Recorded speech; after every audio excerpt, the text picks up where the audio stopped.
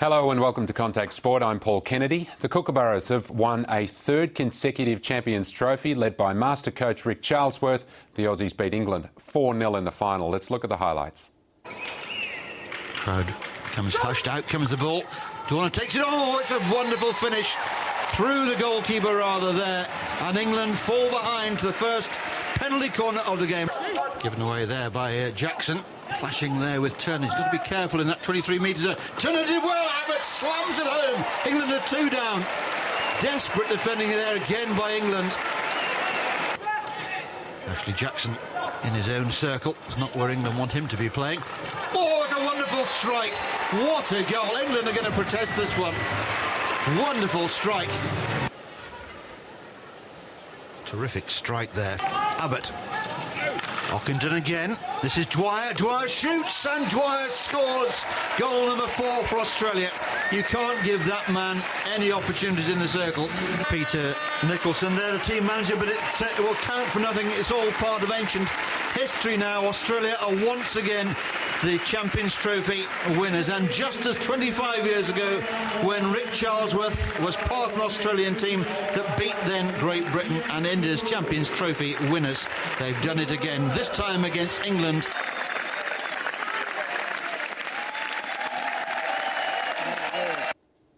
But it seems the Kookaburras aren't going overboard with celebrations in Germany. They now have the Commonwealth Games to prepare for, and I spoke to the team manager, David Hatt, earlier. We were the least experienced team here. They won all 6 matches, and we were the only team that actually ended up with a positive goal difference. So that was the measure of our domination. So we're very pleased. And David, just finally, what work do you have to do now between now and the Commonwealth Games? And I know they're going to play those matches in the middle of the day in the very, very hot weather, and you've got a reduced squad. So what are the obstacles between now and then? Well, the boys will be getting conditioned. The National League finals will be held in August or later this month. Then we play a series against Argentina in Sydney and in Perth. And then on to the Commonwealth Games, and you're right, we're not happy with the scheduling of the games or the matches themselves in Delhi because it's liable to be 35 degrees or warmer, and that won't suit anybody. I mean, we're as fit as any other side, but I think it's the scheduling leaves a little bit to be desired, but I suppose there are other factors that the organisers have to take into account. To another national team preparing for the Commonwealth Games now, and Australia beat Jamaica in netball yesterday by 21 goals. Joining me to analyse the performance of the team, among other things, is co-captain of the Melbourne Vixens, Bianca Chatfield. Thanks for joining us. What did you think of the match yesterday? Was it more or less a training run for the Australians? Look, it was. I expected the scoreline to be like that. Jamaica don't have their full-strength team out here, which the Australian team are very disappointed about. We wanted to see them at their full strength before we go to the Commonwealth Games. But I think that they're going to improve over the next few test matches, and it's still great for them to get out there on court, the Australian girls, and get used to each other. What can you tell us about this squad? Obviously, your omission last week was big news. Is it obvious that they're trying to blood younger players? Is that what you put it down to? I think so. For me, obviously, I'm bitterly disappointed that I'm not in the side. But they said that they wanted to take a risk with some players. For netball, Commonwealth Games is good, but World Championships next year is the pinnacle for our sport. And, as a player, Commonwealth Games means the most to me, but, in terms of Netball World Champs. So I think they're testing different combinations, seeing what's happening, and, and I've got the option to come back in January and, prepare myself for World Champs, and hopefully I'll be successful. And how have you been able to rationalise that? Obviously, the disappointment is twofold because you played in the Commonwealth Games in 2006 when you lost that match to the New Zealand team. Yeah, absolutely. And that's the hardest thing, I think, is that you've been on such a massive journey with all the girls for the past 8 years that I've been in the team. So when we got silver, we were disappointed, and we'll set our goal for 4 years' time in India to win that gold medal. And, I'm shattered I won't be a part of it, but I'm the type of person that always has to be positive, and I'm not going to let it get me down, and I'm not going to let it stop me from playing anymore. I just want to keep going and see what else I can achieve now in this sport.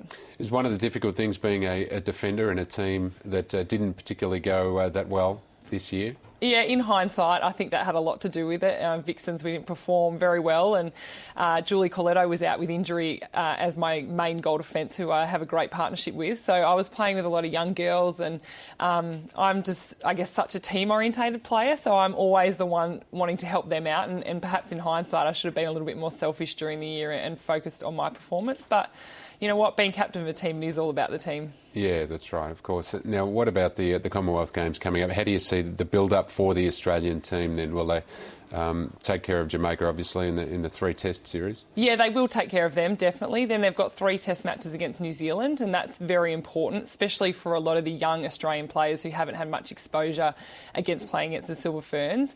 And then they don't come up against England, but they will be a main threat, I think, at the Commonwealth Games as well. So it'll be exciting. I think this is the first time where you couldn't really pinpoint that Australia and New Zealand will definitely make that final. Is that because the English players have been exposed to the Trans-Tasman competition? Absolutely. English and Jamaican girls have been in our competition, and that's just giving them so much more time playing against the Australian style, which has always been what's kept us up there at the top of our game for years. So it'll be exciting to see what's going to happen.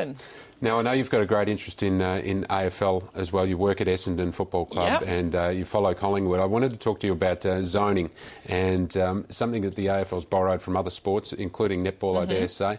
What do you make of the evolution now of teams starting to really heavily zone, and particularly in football? Well, look, I don't pretend to know everything about AFL. Like, I enjoy watching the game. But from a defensive point of view, we use a zone defence and a one-on-one style defence in netball, and they're definitely bringing that more into AFL. The game on the weekend, the Collingwood-Carlton game... Collingwood-Geelong game, you could see that the Collingwood boys, when they were bringing on that zone, you know, in defence, you can't do it on your own. You need other players around you, and they were supporting each other, and every time they tackled someone, there was more than 2 people around that ball, and that helped them get it out so easily. Have you seen other teams experimenting with this type of stuff and not get it right in the last couple of years? Collingwood seems to have a good balance of attack and zoning and man-on-man. Yeah, look, I think they do. I think it takes a lot of trial and error to get it right, and you need the right players on the field at the time. You need to make, you know, if you've got some injuries and some key players out, then it's never going to work. It'll be broken down. So I think it's important to have the key personnel on the field, and the one